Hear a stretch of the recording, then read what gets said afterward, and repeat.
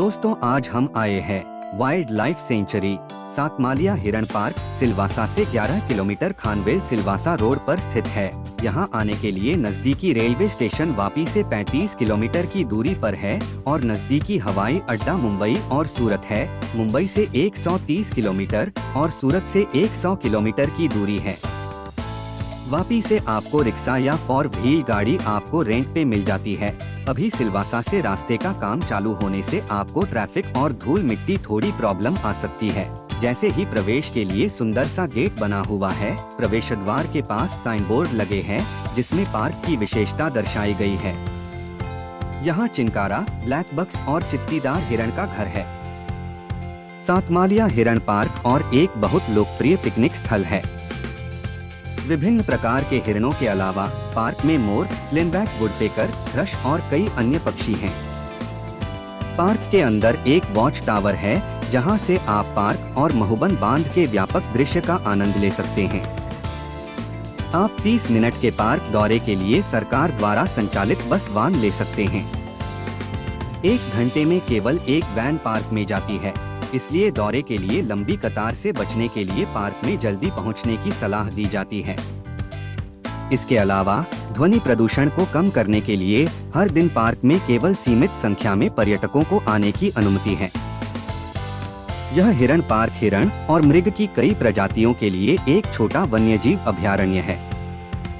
यह park वासोना lion safari से कुछ ही किलोमीटर की दूरी पर खानवेल सिलवासा रोड पर स्थित है। इस पार्क में सुबह सुबह जाने की सलाह दी जाती है, खासकर जानवरों को खाना खिलाने के समय। आमतौर पर जानवर भोजन के लिए मुख्य द्वार या सड़क किनारे समूह में आते हैं। पार्क के अंदर कई डगआउट बनाए जा रहे हैं जहां पार्क के स्वयंसेवक जाते हैं और भोजन डालते हैं, क्योंकि हिरण आमतौर पर शर्मीले होते हैं। पार्क के अंदर मिट्टी के रास्ते हैं जहां पर्यटक विभिन्न प्रकार के हिरणों को इत्मीनान से घूमते हुए देख सकते हैं।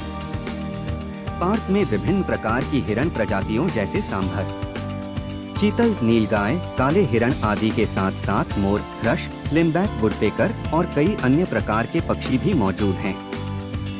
पार्क के अंदर एक पानी के छेद के पास एक वॉच टावर है जहां से पूरे सतमालिया पार्क का अद्भुत मनोरम दृश्य देखा जा सकता है और दूर महुबन बांध भी देखा जा सकता है।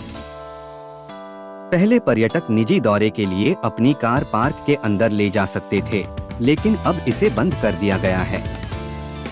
सरकारी स्वामित्व वाली जिप्सी वैन हैं, जिनका उपयोग 30 मिनट के पार्क दौरे के लिए किया जा सकता है। ऐसा ध्वनि और शोर प्रदूषण को कम करने और जंगलीपन को बनाए रखने के लिए किया जाता है। पार्क में प्रवेश शुल्क बच्चों के लिए 10 रुपया, वयस्क के लिए 25 रुपया प्रति भारतीय नागरिक और 125 रुपया प्रति विदेशी नागरिक। फिर भी अभयारण्य के अंदर फोटोग्राफी निःशुल्क है, लेकिन मूवी कैमरे के लिए रुपए का, कैमरा के लिए 500 रुपया का टिकट लेना होगा। पार्क सुबह 7 बजे से 11 बजे तक और फिर शाम को 3 बजे से शाम 6 बजे तक खुला रहता है। घूमने से पहले इस बात का ध्यान रखना चाहिए कि हर 1 घंटे में केवल एक वैन ही पर्यटकों को लेकर पार्क के चारों ओर घूमती है। बस में बाहर उतर के नजदीक से आपको डियर एनिमल देखने के लिए आपको छूट नहीं मिलेगी। आपको बस में से ही डियर देखने का आनंद लेना होगा छुट्टियों और सप्ताहांत के लिए। सुबह जल्दी जाने का प्रयास करें, अन्यथा लंबी कतार में इंतजार करना पड़ सकता है। इसके अलावा किसी को यह याद रखना चाहिए कि सतमालिया डियर पार्क हर दिन केवल सीमित संख्या में पर्यटकों को प्रवेश देता है, इसलिए आवश्यकता पड़ने पर टिकट काउंटर टिकट देने से इनकार कर सकता है, जिससे किसी को भी निराशा होगी।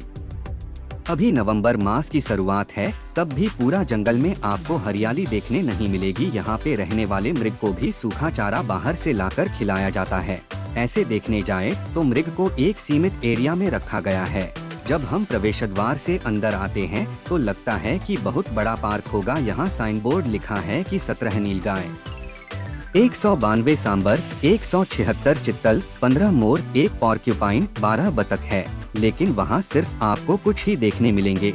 पार्क के अंदर एक तालाब भी है, लेकिन वहाँ हम नहीं जा सकते क्योंकि बस से हमको बाहर आने की अनुमति नहीं है। बस में 30 मिनट का समय लगता है। उसमें जो मुझे देखने मिला वो आपको दिखाने की कोशिश की है। बाकी आप खुद ही तय करें कि पार्क कैसा है। जंगल को भी विस्तार से दिखाने की कोशिश की है।